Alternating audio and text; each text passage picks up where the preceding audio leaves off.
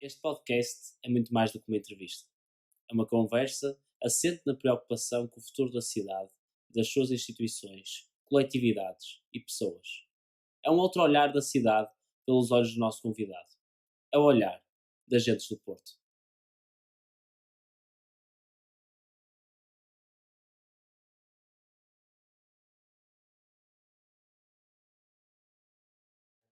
Bem-vindos a mais um episódio das Gentes do Porto. Hoje a falar sobre o tema da habitação. Temos aqui connosco o António Cunha, desde já bem-vindo.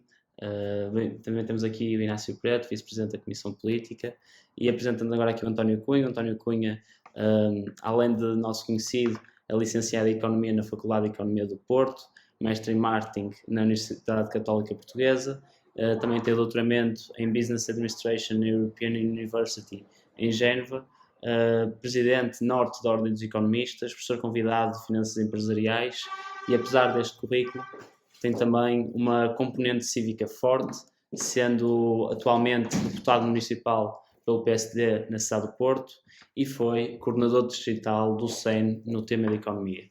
Ou seja, além de um grande currículo, temos aqui um grande orador para discutir um dos temas do momento, que é o tema da habitação. Bem-vindo, António Cunha. É um gosto tê-lo aqui hoje para discutir um dos maiores dramas, não só da minha geração, mas um drama que é quase intergeracional, que é o drama da habitação. No entanto, é um drama que é definido em dois grandes momentos, no pós-Troika e muito provavelmente no pós-Covid. Nesse sentido, quais é que são os principais desafios que vê na habitação e como é que até agora não se têm sido desenvolvidas políticas públicas que acelerem, ou pelo menos que imponham, uma resolução deste problema? Muito boa tarde, muito obrigado. Obrigado, Rodrigo, obrigado, Inácio. Tenho muito gosto em, como eu referi logo quando dirigiram o convite, para mim é um orgulho poder ser orador para a JST. Vocês são o futuro do PSD e para mim isso é importante que eu possa participar nestes temas e nestes debates. Agradeço o vosso convite e agradeço a apresentação que fez de mim, que é muito, muito elogiosa. Muito obrigado. Eu de facto tenho alguma, não só investigação académica, por acaso tenho investigação académica feita na área da habitação e também tenho experiência profissional no setor imobiliário. É um facto que a habitação é um problema, e principalmente para os mais jovens, no mundo ocidental como um todo. Eu sei que nós estamos a falar da JST Porto, mas se vocês fizerem um Google a perguntar em inglês o rent prices Stockholm, rent prices London, rent prices Berlim, o que quiserem, verão que é uma queixa universal, mas talvez diríamos mundos europeia, que existe já há cerca de 10 anos que este problema tem vindo a criar.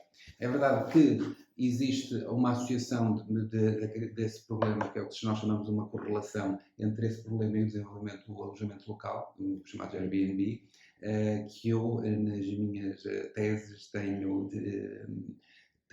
encontrado que, em muitos casos, são relações, o que nós chamamos de correlações espúrias, ou seja, não existe um nexo de causalidade que se possa ser comprovado. Não é por os dois elementos acontecerem ao mesmo tempo que há um nexo de causalidade, não é? Que há um nexo de causalidade. Existem, em paralelo, estas duas questões. Isto é um tema com muito de debate político, o alojamento local. Eu sei que, e vejo isso mesmo com pessoas com alguma sofisticação, rapidamente embarcam naquela lógica de eu vejo uma placa da AEL e uns turistas com casinhos rolinhas, com umas malas com rodinhas, a pensar aquele apartamento podia ser para mim. Só que as coisas são bastante mais complexas do que isso. Eu pessoalmente, dentro do grupo municipal do PSD e do PST como um todo, do Porto também, e eu tenho certeza que a nível nacional também, somos a favor que haja um regulamento para o alojamento local, que não existe na cidade atualmente. Nós somos oposição à liderança da Câmara do Porto, portanto, somos oposição ao atual Executivo, não concordamos com a política que hoje temos extremamente liberal em termos de alojamento local, não obstante ela ser feita com base numa legislação criada por nós, PSD, em 2013, Portanto, o licenciamento zero do alojamento local foi inventado pelo nosso governo, a nível nacional, e depois implementado pelas cidades. Entendemos que, de facto, há uma coisa que é feita num determinado momento, depois, 7 anos depois, pode ser melhorada e corrigida. Eu, por exemplo, incomoda-me que um prédio residencial, seja ele na Baixa, ou na Foz, ou em Campanhã, ou em Contumil, Ramal, seja onde for, um prédio residencial que tenha um hall de entrada e umas chaves e onde tenha crianças a viver, de repente o apartamento, seja o terceiro esquerdo, passe a ter turistas. E esses turistas têm a porta do hall de entrada e mudam todas as semanas. E depois já nem se sabe quem é que tem a chave de um hall de entrada e se calhar as crianças brincam nesse hall. Entretanto, se houver um assalto, ninguém sabe como é que como é que os assaltantes puderam passar por uma porta de entrada de um prédio. Portanto, isso eu acho que foi esquecido no momento. E então uma das minhas propostas era que o regulamento contemplasse isso e basicamente isto foi conversado, inclusive com o nosso vereador, nós chegamos a falar sobre isto e acabamos por não fazer nenhuma proposta específica porque entretanto caiu tudo o que tinha sido feito aqui na cidade do Porto em termos de zonas de contenção e de suspensão, mas eu pessoalmente entendo que, e lembro-me que o nosso vereador também concorda, que o uso que é dado a um prédio, o uso deve ser respeitado. E se eu tenho um prédio cujo uso decidido é de habitação, eu não posso montar lá um negócio. Eu, se tiver um prédio que contém 10 apartamentos e eu quiser instalar um escritório de dentistas no terceiro esquerdo, eu não posso. Eu tenho que alterar para serviços. E aqui o que eu acho que as pessoas não estão a ver é que o alojamento local é um serviço.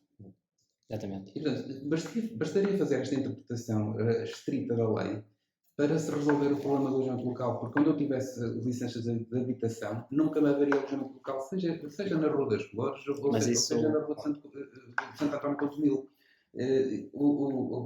Eu sou completamente contra as zonas de contenção, sempre fui. Nós abstivemos agora com a suspensão das zonas de contenção. Portanto, a viabilizamos, basicamente. Se nós tivéssemos votado contra, elas não teriam sido suspensas, mas abstivemos e elas foram suspensas. E eu acho que uma zona de contenção é planeamento central e engenharia económica que dá sempre mau resultado. Porque eu nunca vi ninguém preocupado em fazer zonas de contenção, quando a Rua das Flores era uma rua que todas as lojas eram de tecidos. E os andares de cima eram armazéns de tecidos, já não morava lá quase ninguém. E a Rua da Picaria era só de carpintarias. E a Rua do Almada eram só ferragens. E ninguém se lembrou de fazer uma zona de contenção, quando os pisos de cima, que hoje são em alojamento local, eram armazéns de parafusos.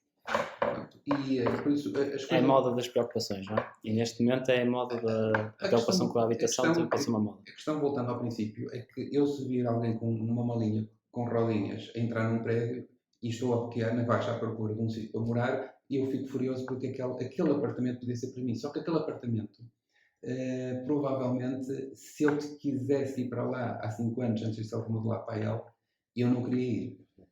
Eu não queria ir porque era uma ruína. E vou-vos dizer mais, com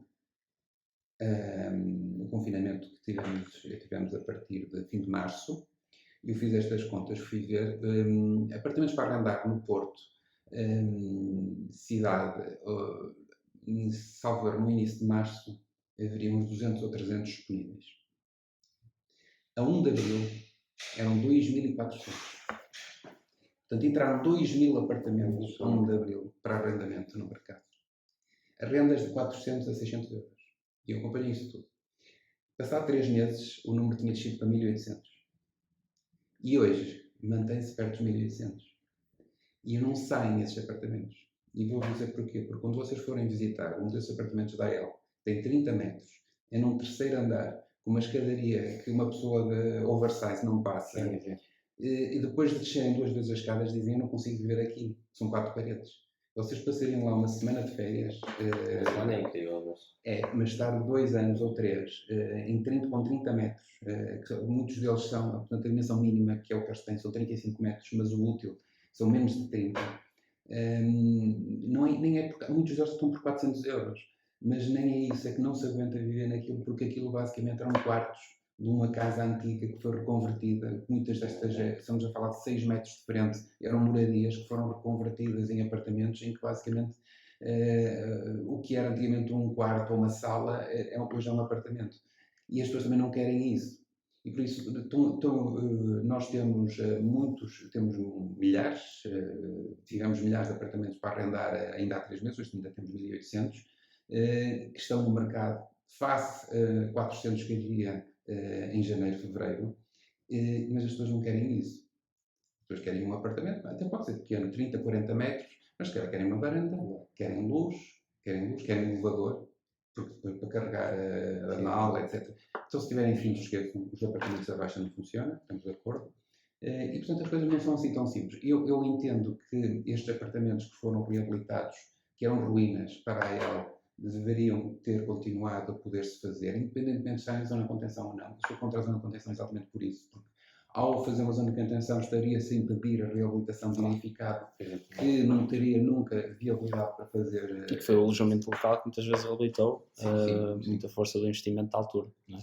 E aqui que entra também na segunda pergunta, que é o Porto de Lisboa sofreram efetivamente uma grande pressão urbanística, pelo facto de serem centros urbanos, mas também pela questão das novas vias aéreas através da Ryanair principalmente, e esse processo intenso de reabilitação alavancado no alojamento de curta duração, que acabamos de falar, o PSD pensou numa solução, como estavas a referir, de que a habitação, ou seja, o terreno, fosse destinado, pelo que eu percebi, destinado especificamente ao alojamento local. Imaginemos que esse cenário era aplicado amanhã, ok? Como é que ficaria o Porto? Ao contrário, eu se impedir com um regulamento que se faça alojamento local em apartamentos que estão com uma licença de utilização para habitação, sim. eu impeço esta transferência que houve de alguns apartamentos do mercado residencial para o alojamento local. O que é que eu quero dizer? A realidade é sempre mais complexa do que parece. Eu não posso chamar alojamento local a tudo que aparece à frente. Mas hoje temos alojamento local de várias formas. Os grupos principais são ruínas no centro histórico que foram reabilitadas e convertidas e que eram casas inteiras que foram transformadas em pequenos apartamentos, mas que não têm condições ainda para estar a viver um ano, porque são quartos, basicamente. Muitos deles, como sabem, no centro histórico, os prédios são muito estreitos, muito fundos, não têm luz, são apartamentos estreitinhos, com 2 metros de largura ou 3 metros de largura, por 6 ou 7 ou 8 ou 10 de comprimento. Isso é uma realidade que eu acho que devíamos continuar a permitir fazer essas obras para fazer esses alojamentos locais. A reabilitação. A reabilitação. Outra coisa é eu pegar num prédio de habitação em Paranhos e começar a fazer alojamento local num prédio que tem condições, são apartamentos de 80 metros ou de 100 metros com varanda e converter em alojamento local porque dá mais dinheiro. Sendo certo que aquele prédio foi construído com o objetivo de fazer habitação própria permanente. Eu acho que um prédio... É exatamente isso. Mas entrando aí, imaginemos que esse caso existe, e esse caso existe muito em Paranhos, como estás aqui a dizer, que é prédios de habitação que têm certos apartamentos que se aos poucos foram adaptando para alojamento local. Se isso hoje fosse aplicado na cidade do Porto, esse tipo de critérios, não iríamos perder também, e aqui falo do lado do turismo, do lado de quem também tem a preocupação de turismo, também não iríamos perder muito turismo face a essa mudança? Eu entendo que os que estão, como é óbvio, tem que haver um período de transição para voltarem ao mercado habitacional. Eu não me licenciaria, e por isso é que eu comecei por dizer que não concordo com a política do atual executivo, do licenciamento zero da AEL, porque eu não permitiria um único AEL que fosse conversão do apartamento residencial em AEL. Nenhum. Mais. Eu só permitiria que fosse feito reabilitações para AEL e que fosse feito, ou que fosse feito conversões de uso totais em zonas onde eu não tenho estacionamento. Parece que não tenho, é impossível pôr. Eu vou explicar uma coisa, isto é muito técnico, mas a partir de 15 de novembro do ano passado, nós tivemos um regime de reabilitação até 15 de novembro do ano passado, que foi inventado pelo PSD, o Dr. Rui Rio, nosso presidente do partido atualmente, que quando foi presidente da Câmara criou a primeira Sociedade de Reabilitação Urbana e os primeiros benefícios, as primeiras exceções e fez lobby forte junto do Governo Central para permitir isto. E já era possível fazer uma reabilitação até 15 de novembro do passado, um projeto que entrasse na Câmara, dispensando os edifícios reabilitados de cumprir com os projetos, os planos de acessibilidade para pessoas com deficiência, por exemplo. Cadeiras de rodas, que não cabem naqueles elevadores. aquelas casas de 1700 e de 1800 não estão preparadas para uma pessoa com uma deficiência motora. Esse regime de exceção acabou. Então Os novos reabilitações que eu faça dentro da Baixa da cidade hoje, se eu comprar um prédio para reabilitar, eu tenho que ter rampas, cadeiras de rodas, elevadores que caibam caber de cadeiras de rodas, com portas especiais para a pessoa de cadeira de rodas conseguir abrir, a maior parte das vezes são daquelas de guilhotina, abre para os lados. Portanto, é inviável em termos práticos. Ou seja, há muita construção antiga, casas antigas no centro que vão voltar a cair. Sim. Porque não são viáveis para a habitação. Não é possível, porque não cabe lá o poço do elevador, mas não cabe sequer. E eu, nesses casos, acho que poderiam ser, na mesma, reabilitadas e colocadas no alojamento local, que não tem interesse. E acho que os bairros residenciais devem ser bairros residenciais, que as pessoas querem sossego à noite, não querem turistas ingleses bêbados, já sabemos essa história toda. Portanto, se arrumar as coisas, eu acho que está para todos. Porque o turismo continuará a ter, e acho que faz sentido os turistas virem para a zona histórica. Claro. Portanto, as zonas de contenção na zona histórica, eu acho um disparate. É uma opinião. Muito bem. Relativamente à questão estamos aqui a falar, esta questão da pandemia surgiu uma crise clara no turismo, um drama, mais um. De que modo é que estes imóveis que estão como a L poderão entrar no mercado habitacional acessível? Sabemos que há aqui uma transição e também pode ser essa a razão de ter havido um aumento, lá está, das 400 habitações para as 1600 atuais. Como é que o PSD no Porto vê isto? Como é que tu vês isto? Qual é a tua interpretação do caso? A Câmara do Porto... Também é um bocado caso a caso? Ou é... Nós concordamos e faríamos o mesmo caso concreto. Não é exatamente o mesmo, mas como é óbvio, mas estamos de acordo com o programa que é o Porto com Sentido, em que a Câmara vai tomar firme, quando a expressão tomar firme é uma expressão de economia e de finanças, mas basicamente a Câmara vai, ela própria, e nós estaremos de acordo com isso, e a nível de orçamento votaremos favoravelmente com certeza, vai tomar ela arrendar no mercado até 2.000 apartamentos, para depois, sendo a própria Câmara, entre aspas, inquilina, arrendatária, rearrendar no mercado, nomeadamente aos elementos do JST, chamamos assim. Okay. E, portanto, em Lisboa também está a fazer isto. Outros países estão a fazer isto. Mas isso é sustentável financeiramente? Ou seja, uma Câmara Municipal ser aquilo quase um interposto entre... O problema, eu vou explicar, o problema é que isso em grande escala cria uma grande pressão sobre a Câmara, não é? Ou seja, 2.000 apartamentos não é nada. Lá está, mas se for em grande escala, se passarmos de 2.000 para 20.000... Não, mas está restrito, isto é orçamentado e é um determinado número. Não há 20.000 sequer apartamentos para arrendar no Porto. Portanto, não vale a pena. Essa é a próxima pergunta. A Câmara seria, ou seja, o intermediário entre... O que é que acontece? Muito senhorio, por causa... Nós vivemos um país socialista e este governo reverteu várias medidas que tinham sido tomadas no tempo do governo PSD, em que prejudicou os senhorios. E, portanto, os senhorios têm medo de arrendar. Os senhorios, quando eu digo que o AEL também, o turismo, foi algo em paralelo e não uma causa, portanto, eu acho que a causa, uma das causas tem sido também entre aspas, ataque aos senhorios por parte do governo, com as várias alterações às leis que foram fazendo. São coisas que eu não vou comentar os pormenores, mas há um economista prémio Nobel sueco, Lindbeck, que em 1971, e já lá vão quase 50 anos, ele diz que há duas formas, por outras palavras vou traduzir, mas há duas formas de destruir uma cidade: bombardeando-a ou congelando as rendas. Portanto, e isto já foi dito há 50 anos, foi prémio Nobel, não é? E, portanto, estas questões, o governo proibiu aumentos de rendas de mercado livre. Contratos de 12 meses têm que ficar congelados durante 3 anos, não sei se sabem isso. Se vocês fizerem um contrato de 12 meses, o senhorio não pode mexer em 3 anos. Portanto, faz um contrato de 12 meses e ele não vos pode sair. Vocês é que podem sair, mas ele não, ele é obrigado a aceitar por 3 anos. Portanto, há uma série de coisas que assustam os senhorios, principalmente quando o inquilino é jovem, porque o mercado é dinâmico, a estabilidade é maior. Portanto, os senhorios retraíram-se no arrendamento jovem. Quanto mais regras se põem contra os senhorios e a favor dos inquilinos, isto é um cartel, chamamos assim, a esquerda faz isso pela Europa fora, que é proteger os instalados, né? Portanto, quem está e fica congelado rendas, não há despejos, renovações automáticas dos contratos, foi basicamente isso que aqui em Portugal fizeram, e o senhorio fica desprotegido. O que é que acontece? Quem está fora e quer entrar, ou quem está em casa dos pais e quer sair, fica prejudicado porque aquele mercado fica cristalizado e ninguém entra nem ninguém sai, faz-se uma panelinha, um cartel, e quem está ali está a ganhar, como inquilino. E os senhorios ficaram com medo de colocar no mercado nos jovens, porque depois se não pagam saem, e depois se estragam também não podem despejar durante 3 anos. Então o que é que a Câmara faz?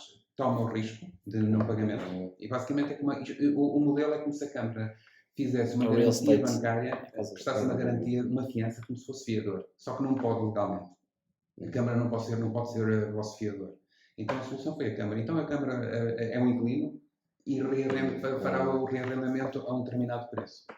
Que a Câmara entende, depois isto dos preços é que vai ser mais complicado, mas estávamos a falar de 400 euros um T0 até 600. E a Câmara consegue sustentar essa diferença entre pagar o inquilino? A diferença é pequena, porque eu se tiver inquilino, como inquilino na Câmara, eu quero arrendar porque a Câmara vai-me pagar.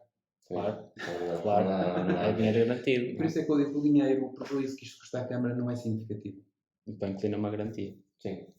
Portanto, nós entendemos que vão entrar no próximo ano. A minha, pelo menos, mas mesmo do PSD em geral, a principal queixa deste Executivo é que eles falam muito e fazem pouco. A quantidade de projetos que temos, desde o Matador à ponte, numa nova ponte de Dom António, nada sai de papel. E eles já estão lá há 5 anos e zero. E, portanto, também o que tememos é que seja mais uma declaração de intenções e que depois não aconteça nada. Muito bem. Outro dos grandes problemas que existem nos centros urbanos está relacionado com os imóveis devolutos. O dado que eu tenho aqui são de cerca, no Porto, que é a cidade com mais imóveis devolutos, é de 10 mil. Eu não tenho este número preciso, eu sei que haveria entre os 10 mil e os 8 mil. E nós dentro da JTC já discutimos, inclusive, taxar mais o IMI nos imóveis devolutos, levando aí a que uma de duas coisas. Ou o dono da casa pudesse reabilitar a casa para depois alugar, ou seja, a casa não estando parada, ou então a venda da casa. Que soluções é que o António Cunha encontra para além sem ser esta de uma política mais agressiva em termos de impostos? Eu concordo com a vossa proposta. Eu acho, não vejo problema nenhum em ter uma proposta dessas. Nós não somos a Iniciativa Liberal nem o CDS. Né? Nos nossos debates com a Câmara, noto que a propriedade é sagrada para o CDS e para a Iniciativa Liberal. E eu terei-me a dizer para o PSD, a propriedade é sagrada. Só que, ao contrário do CDS e da Iniciativa Liberal, o PSD entende que a propriedade é sagrada e, como tal, acarreta direitos e deveres. Porque nos sacramentos nós temos também deveres. E, portanto, quem é proprietário tem deveres para com a sociedade. Enquanto que eu vejo algumas vezes que os colegas do debate CDS, não, o proprietário faz o que quiser com o imóvel. Eu não concordo com isso. O proprietário faz o que democraticamente o burgo, que somos nós, portugueses, decidimos que pode ser feito naquela zona. E por isso é que há tal licença de habitação, a licença de utilização para fins de habitação ou licença para comércio. E é isto que é votado muitas vezes, é eu admitir que um determinado prédio, uma determinada área, pode ser para serviços ou pode ser para habitação, etc. Portanto, eu não me importo que um imóvel devoluto seja, entre aspas, penalizado, porque nós, como burgo, como sociedade, queremos que aconteça alguma coisa ali. E tem que haver um incentivo para que faça, uma penalização para quem não faça. Exato. Portanto, não vejo problema nenhum com isso. Tenho algumas dúvidas que seja realmente eficaz. Se me permite, o que eu penso que acontece no Porto, que tem esse problema que referiu muito bem, sendo uma cidade muito mais pequena que Lisboa, provavelmente tem mais imóveis devolutos, tem a ver com o tamanho da propriedade média. O Porto, as casas são muito pequeninas, todas. E tem-se, basta passear na Ribeira, até em Alfama e na Mouraria, as casas são maiores do que na Ribeira.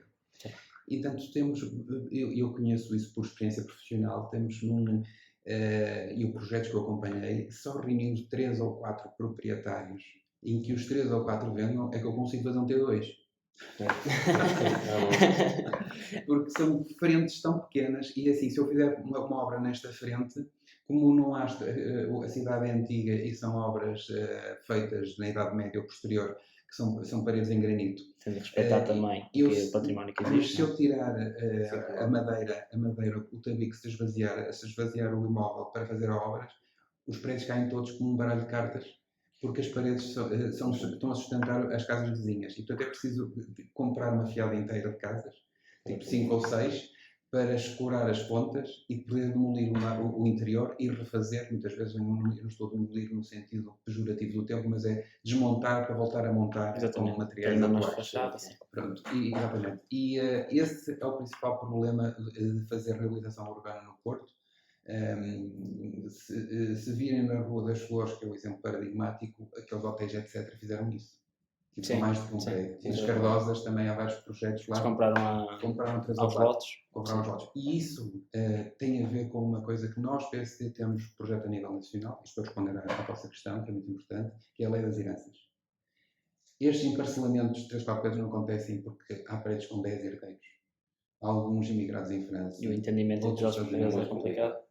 E agora eu explico porque é que eu comecei por dizer que somos sociais-democratas e estamos de vez em quando e temos cá deveres também para quem é proprietário. A lei das heranças que nós planeamos vai basicamente obrigar esses herdeiros a vender. Ou seja, vai retirar-lhes as hipóteses de dizerem que não vendo e acabou, e ficar aquilo parado ali. Portanto, isso vai ser polémico, tem que ser afinado, mas eu entendo que a propriedade... Mas não existe a possibilidade de reabilitar? Do herdeiro reabilitar? Ou o conjunto de herdeiros reabilitar? O que acontece é que há um que não quer. Ou que diz, eu vendo por €1 milhão. Uma coisa que vale 10 mil euros, ou então que eles dizem, pronto, então vamos reabilitar, é obrigado a reabilitar, ele não reabilita e não acontece nada. E fica o projeto parado e embargado enquanto um herdeiro não decidir. Exatamente. Portanto, nós temos que, nas heranças... Todos se resolvem, não é? Há mecanismos legais para isso, qualquer advogado que não falar vai dizer isto, que é a divisão de coisa comum, que é obrigar a vender, que demoram 3, 4, 5 anos em tribunal. Sim, aqui não há política da maioria, não é? Não, é possível eu obrigar um dos herdeiros a vender. Ok. Como é que se fez nessas prédios na Rua das Flores, em edificações? Houve alguém que comprou e faltavam os herdeiros. Mas a partir do momento que esse alguém comprou metade, imaginemos que são 10 herdeiros, ele comprou 5 pinhões, não é? 5 pinhões de herança, e depois notificou os outros, obrigou os outros a dizer assim, eu compro os teus por €500 mil.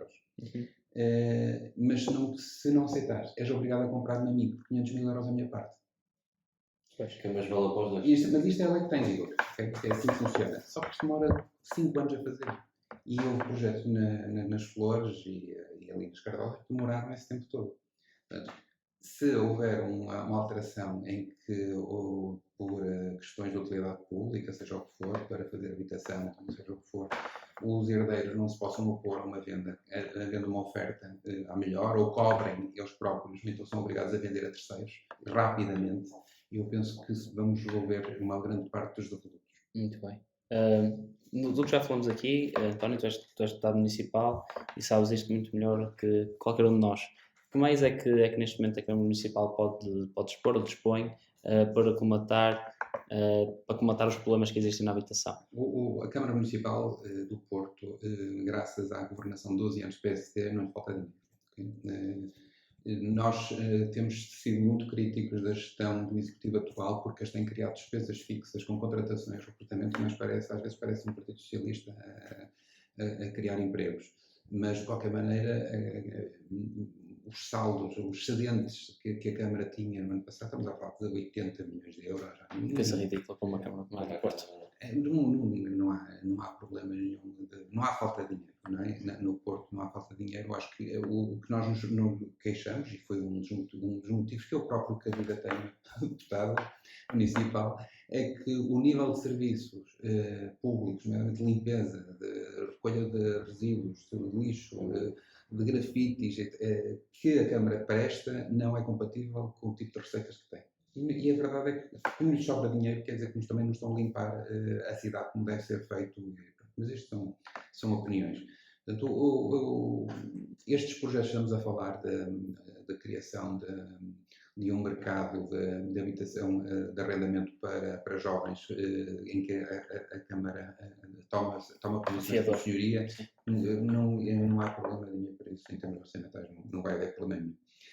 A Câmara vai ter 300 novos apartamentos com o quartel do Monte Pedral, que é uma constituição que vai entrar no mercado, que foi devolvido pelo Ministério da Defesa, portanto, pelos militares à Câmara, e a Câmara vai fazer um concurso para colocar esses 300 apartamentos a serem construídos e colocados no mercado. Portanto, tem património para fazer construção e ceder a privados a própria construção. Não vejo problemas de orçamento nenhuns para resolver o problema da habitação da forma que nós, PSD, achamos que deve ser resolvida, que é aumentando a oferta.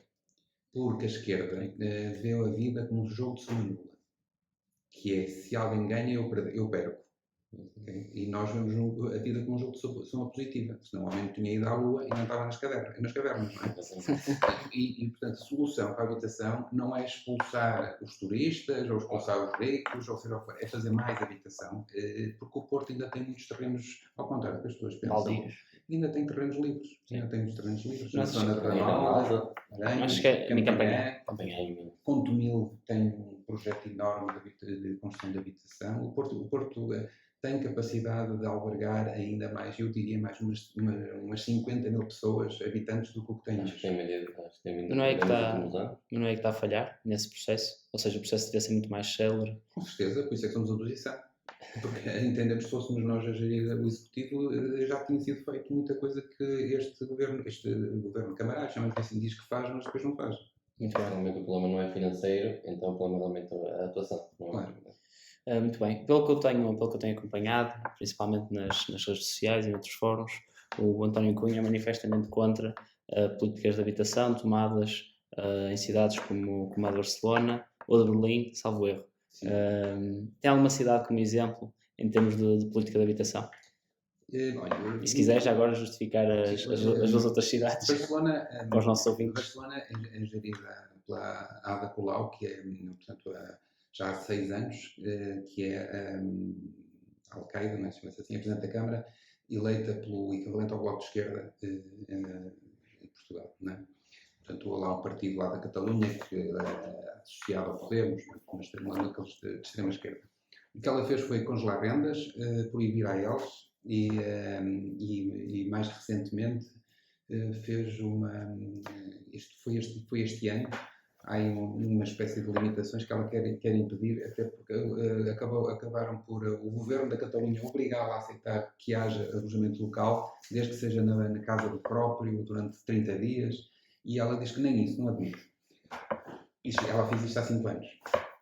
O que eu vos tenho a dizer é que o resultado foi que o preço das rendas em Barcelona subiu mais que em Lisboa. O preço das rendas, pegando das rendas que pagava em 2015, em Barcelona, quando ela entrou, e que se paga agora, e versus Lisboa, que também é de esquerda, mas é PS, subiu mais em Barcelona. E Berlim... o caminho é o mesmo. É o mesmo, que é governado também por uma coligação entre os Verdes e o Bloco de Esquerda, que é a Die Linke, que é a esquerda de lá, que ganhou a Câmara em 2016 e que seguiu as mesmas políticas, que é o que o Bacaro estava a referir, que faz a esquerda, que é congelar o mercado. Quem está, nunca mais tem aumentos. Portanto, o Berlim fez um congelamento de rendas durante 5 anos. Portanto, quer que o contrato seja a renovar ou não, a vencer, aquela renda fica congelada durante 5 anos. E mata o senhorio. Mata o senhorio. Os senhorios dizem que foi uma perda de 5 mil milhões de euros estes 5 anos. A novidade, por exemplo, que é que este mês de junho, julho, acho que foi uma deputada do partido da Angela Merkel meteu essa medida em Tribunal Constitucional e parece que vai ser decretada inconstitucional a decisão de Berlim. Mas, entretanto, o mal está feito.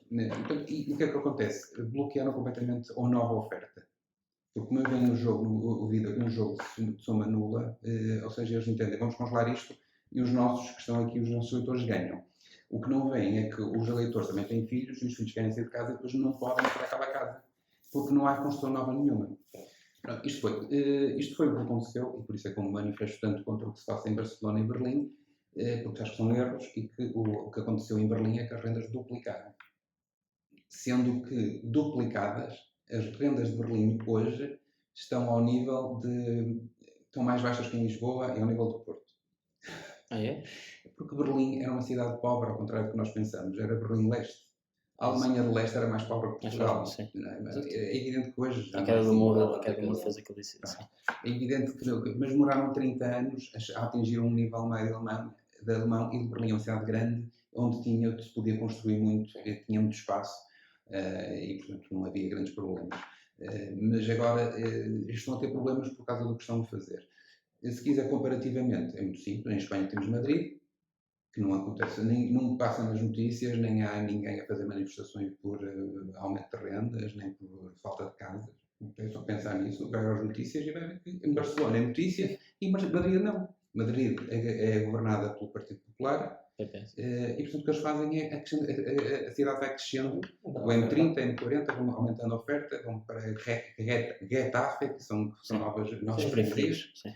quando fazem Nova Madrid também. sim, Nova Madrid, crescem. E na Alemanha, face a Berlim, temos Munique, Exato. que também é uma cidade Que empresarial, é uma sede empresarial que ganhou muito, porque é essa sede do Estado da Baviera, que também não há ninguém se queixa do preço, sendo certo que é uma cidade muito mais rica e muito mais cara do que Berlim. Os salários também são mais altos, ou seja, também permite. Sim, e tem mais espaço. Sim. Também tem espaço. Mas permitem a construção e permitem a reabilitação. É evidente que depois vocês tiveram um podcast do Álvaro Costa, que eu gostei muito de ouvir, tudo passa por sistemas de transporte. Partilhados. Ou seja, tudo isto funciona se houver sistemas de transporte que levem às novas zonas. Nós temos Gaia, Vila d'Este.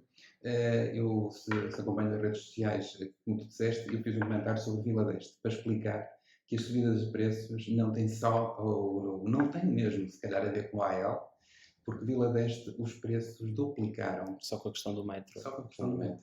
Duplicaram. E ora, duplicar o preço, numa altura, o que aconteceu na Baixa do Porto foi isso também. As pessoas esquecem-se que a Baixa do Porto também não tinha metro. E agora tem. Mas esse é o potencial de Campanhã no meio disto tudo, não é? Campanhã é aqui a freguesia esquecida na cidade do Porto, Sim, e pela Câmara do Porto também. Sim. E é o potencial do método de transporte naquela zona e de investimento, também de novas empresas, pode ser ali um catalisador de muitos habitantes. Eu entendo que, pronto, vamos falar só de Porto, eu não vou falar de Gaia, do Vila d'Este. Vila d'Este era uma zona degradada, vocês lembram-se que quando chegámos ao Porto tinha os prédios todos coloridos, mas todos podres. Agora aquilo está tudo branquinho e tem uma estação de metro e os preços duplicam, porque as pessoas querem viver. Eu escrevo isso, a economia, isto está provado desde 1817, por um senhor chamado David Ricardo, que provou cientificamente que os preços sobem onde houver postos de trabalho. Se houver uma fábrica, ele provou, ele até falou, era os terrenos agrícolas e depois as rendas, e ele disse que quando há um posto de trabalho ali, cria-se uma fábrica, as pessoas vão para lá e a habitação à volta sobe. Se nós tivermos meios de transporte, também sobe. Portanto, um conjunto das duas coisas faz com que os preços subam. E de facto o Porto baixa. Não só teve os turistas a virem para cá também instalarem-se em certos sítios, mas foram criados muitos postos de trabalho na Baixa, em restaurantes, em alojamento local, em circuitos turísticos. Muitos, se calhar, militantes da JST que trabalham em situações dessas e querem viver perto do seu posto de trabalho. Enquanto que a Baixa, após ter perdido a sede dos bancos e das seguradoras que foram para Lisboa na década de 80 e 90, teve ali um período de 10 anos vazia e que não havia ninguém a sonhar viver na Baixa. Hoje sonham viver na Baixa porque é onde trabalham. E portanto, para os jovens, eu penso que este programa que a Câmara vai, o Porto Consentido, que vai colocar perto de 2.000 apartamentos a rendas controladas, acho que é uma solução. Não são quase todos apartamentos na Baixa, para quem queira.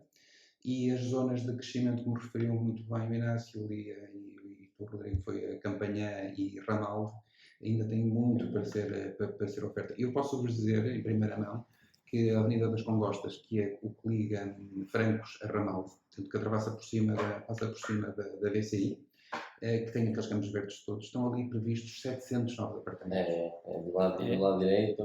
700 novos apartamentos. Esses 700 novos apartamentos não serão provavelmente para jovens comprarem, mas os, entre aspas, velhos que os comprarem vão ter que vender os que têm hoje, para mais baratos. É assim, sabes, também naturalmente havendo mais apartamentos para vender, porque é daqui que o preço Mas é sim, grande, claro. não é? E, portanto, eu acredito que vamos ter uma solução boa. Isto para terminar as propostas do PSD, a minha proposta que eu fiz em Assembleia Municipal, com o apoio do PSD, aliás, já fez parte do nosso programa, é que toda a cidade do Porto seja considerada zona de reabilitação urbana. Lisboa já o fez. O atual Executivo não quer fazer. Porquê? Não sei porque é que não quer fazer, não faço ideia. Já é proposta do PST isso pelo menos há 7 anos. Certo, Desde 2000, pelo menos. E ao contrário do que as pessoas pensam, é muito importante. Porque Sim. o principal custo de um apartamento não é o terreno. Vamos dizer que numa casa, num apartamento de 200 mil euros, o terreno custa 25 mil euros. O resto é custo de construção e IVA. Então, eu se tiver 175 mil euros de custo de construção, porque a verdade é que, se nós pensarmos, um pedreiro ou um trolha, hoje ganham muito dinheiro. Quem é engenheiro civil sabe isso. Um jovem militante da JST que seja engenheiro civil vai para uma obra Ganha menos. ganha menos do que os trolhas que ganham 10 euros a hora, ganham 1.600 euros por mês. Portanto, a construção está muito cara, porque a mão de obra também está muito cara. Se eu lhe ponho em cima mais 23% de IVA, eu quero dizer que uma casa que poderia custar 175 mil, custa 200. É isto que estamos a falar. Acima de 200. E as Arus Conseguiríamos que fossem quase 20% mais barata. 15% que seja. Pronto, admitamos. 15% substancial. É muito dinheiro. São 30 mil euros num apartamento novo. É muito diferente. E isso era uma proposta que, se nós ganharmos eleições autárquicas no próximo ano, vamos fazer. Muito bem.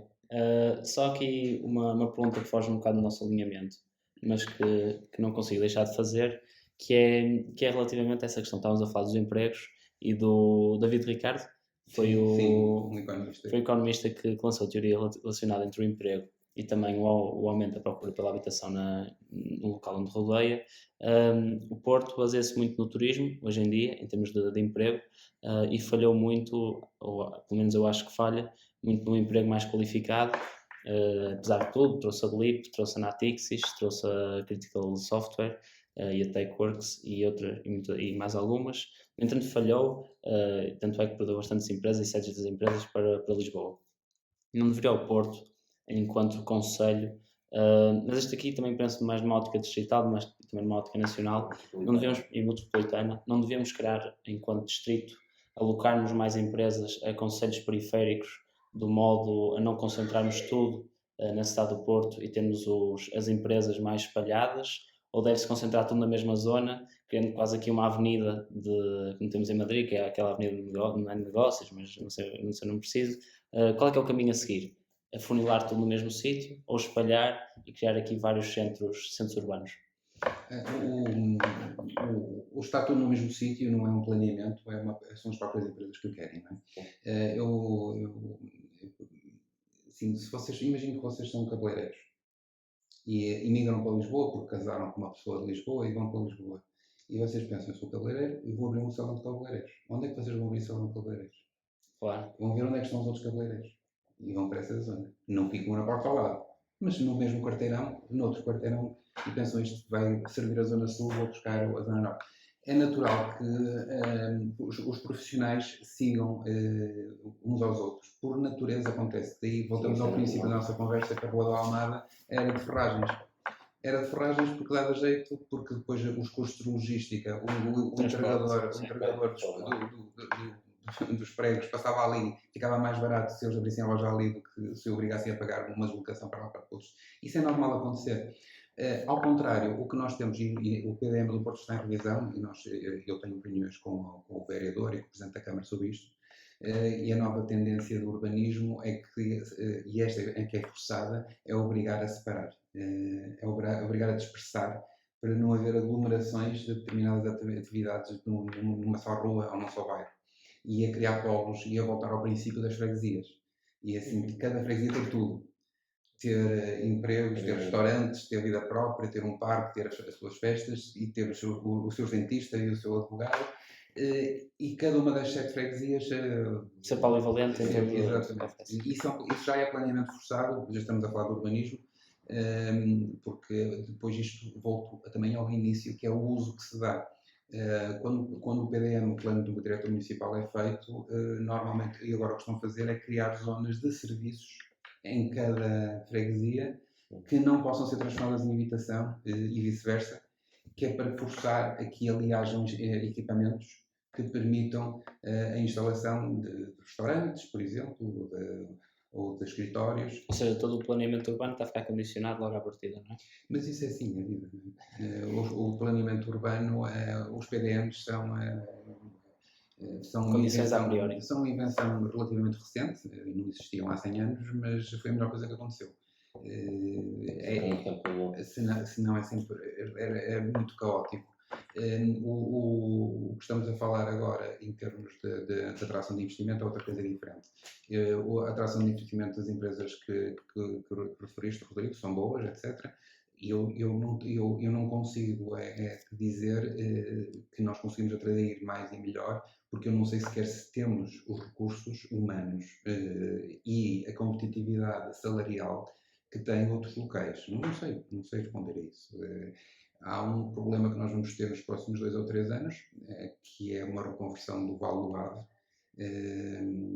Vamos ter que apostar, entre aspas, não gosto muito desta palavra, porque não somos nós que apostamos, quem aposta são os empresários que arriscam o seu próprio dinheiro para fazer empresas, mas eu não vejo solução para a nossa indústria transformadora manter-se sem uma robotização muito grande da mesma. A transformação digital, a indústria 4.0, é isso ou sim, outra coisa? Mais do que isso, a robotização japonesa. É haver menos mão de obra. Aquela ideia da Toyota, de ideia Lean, não é? É mais do que isso. É uma fábrica que tem 2 funcionários, uma pessoa e um cão. Porque a fábrica tem que funcionar, os robôs têm que fazer tudo sozinhos. Porque senão, nós com os custos sociais que temos, é impossível competir com países asiáticos. Isto do Covid vai trazer alguma indústria de volta, mas essa indústria só virá se for, eu diria, pouco mais caro do que é fazer na Ásia. E a única maneira de fazer pouco mais caro que é na Ásia é robotizá-la. E, portanto, muitas pessoas terão, isso também não vejo que seja um problema, serão reconvertidas, mas a maior parte das pessoas hoje estão mais qualificadas para trabalhos de Indústria 4.0, digital, acho. Talvez seja nessa área que Portugal apostar, ou seja, na mão de obra qualificada que acaba por ser mais barata que noutros países. Sim, exatamente. Na mão de obra desqualificada porque é mais barata noutros países. Sim, e pronto, isto para responder à tua questão, eu acho que temos uma oportunidade de deixar de ter tanta gente a fazer trabalho manual e de ter mais pessoas a fazer trabalho intelectual. O meu medo é que não tenhamos pessoas suficientes para o fazer. Eu profissionalmente coloquei no Porto, uma multinacional brasileira. Profissionalmente fui eu que os coloquei cá. Não vou dizer o nome para não fazer publicidade, mas está nos vossos telemóveis. É o maior operador da América Latina de turismo. É uma digital, tem 700 funcionários no Brasil. Eu coloquei no Porto. E eles começaram, tinham um escritório, fui eu que o arranjei para eles, na Vila Boa Vista. E eles disseram, isto é bom para começar, temos aqui um escritóriozinho, agora arranjamos um espaço para 200 pessoas. Pronto, e eu arranjei o espaço para 200 pessoas, em seguida, né, que eles vão crescendo. Só que a gente fala comigo, eu não posso tomar um espaço de 200 pessoas. E porquê? Porque não há 200 pessoas no Porto ou no Norte de Portugal qualificadas para fazer este trabalho. Ok. Sim. Não estava à espera desse problema. Não, é que isto não é o Silicon Valley.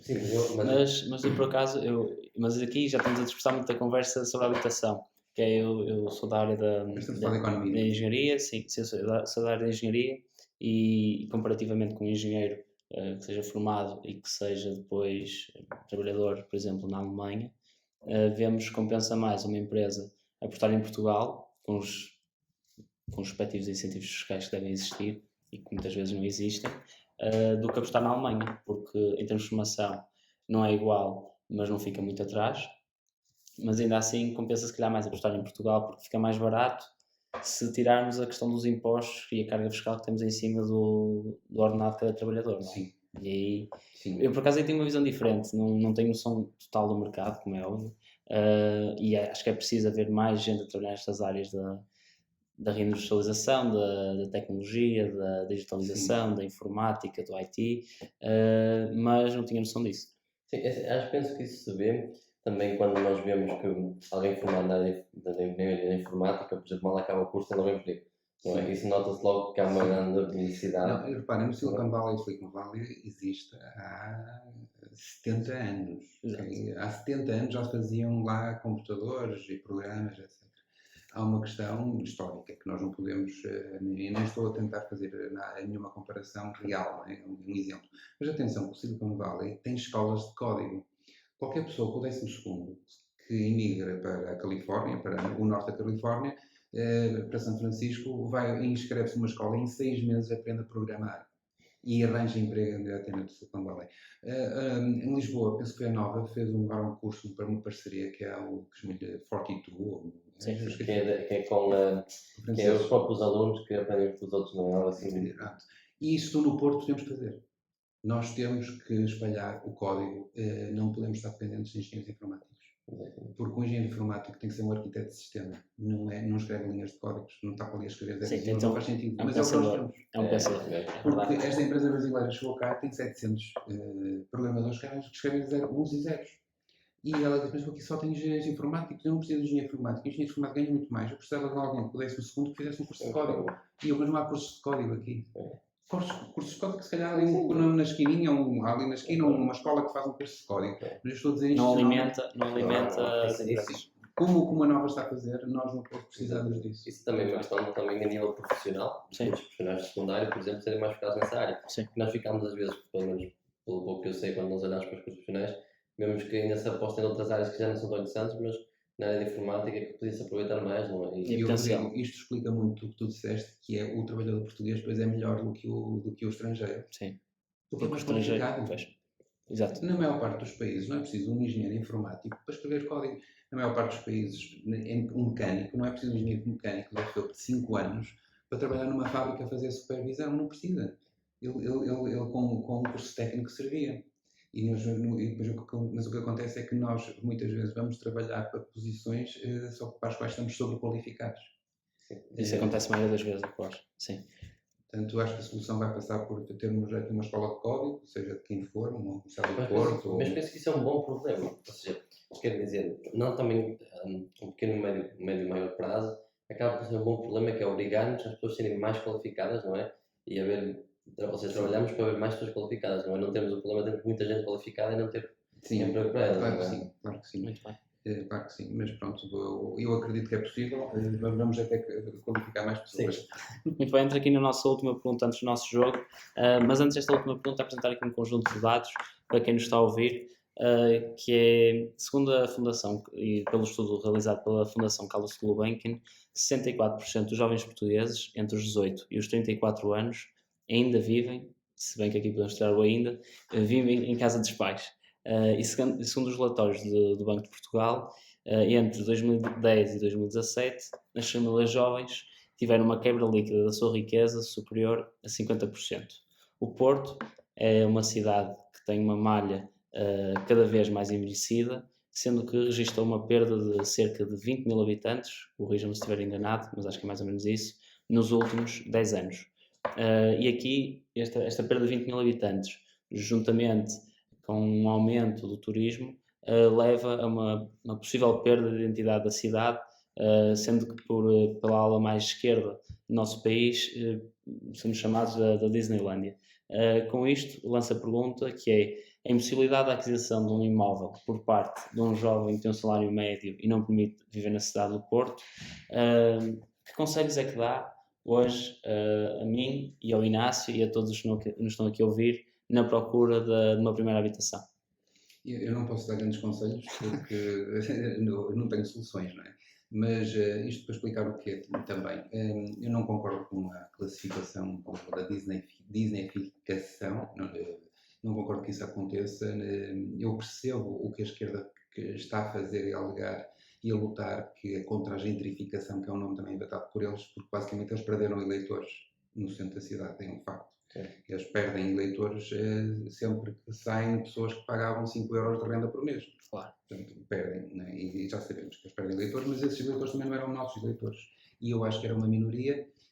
Eu sou residente do centro histórico da cidade, conheço o centro histórico, muitas vezes pedem-me para na Assembleia Municipal intervir em certas questões, e eu tenho a certeza absoluta que se fizeram uma sondagem no centro histórico, o que é que as pessoas acham dos turistas do AL, eu tenho a certeza absoluta que mais de 50%, mas muito mais de 50% dos residentes ficaram contentes com a vinda dos turistas. Basta pensar no que foi agora o Porto, de abril a junho, Sem turistas. vazio, sem turista, e as pessoas que vocês seguem em redes sociais viram as pessoas a queixarem-se. Portanto, esse tipo de diálogo, de monólogo da esquerda, de designificação, gentrificação, eu não concordo. Nosso programa eleitoral para o PSD para a cidade do Porto é um Porto autêntico, até porque sem autenticidade nós não temos vantagens competitivas. Eu, se estiver a vender prédios com prédios iguais e como McDonald's, etc.